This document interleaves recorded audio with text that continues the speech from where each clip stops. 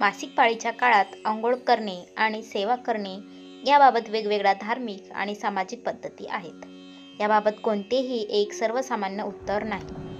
आपण अंघोळ करू शकतो का? अधिकांश धर्मांमध्ये मासिक पाळी स्वच्छतेच्या दृष्टीने एक नैसर्गिक प्रक्रिया मानली जाते.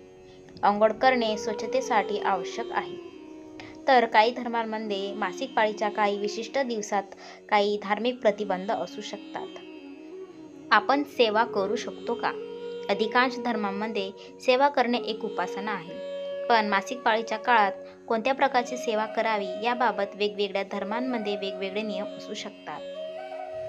काही धर्मांमध्ये मासिक पाळीच्या काळात काही विशिष्ट पूजा किंवा सेवा करण्यास बंदी असू शकते. तर काय करावे?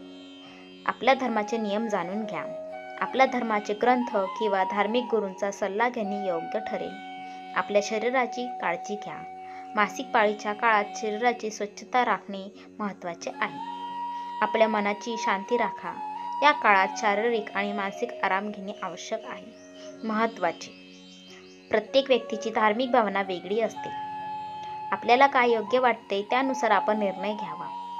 जर तुम्हाला याबाबत आणखी माहिती हवी असेल तर तुम्ही तुमच्या धार्मिक गुरूंचा सल्ला घेऊ शकता.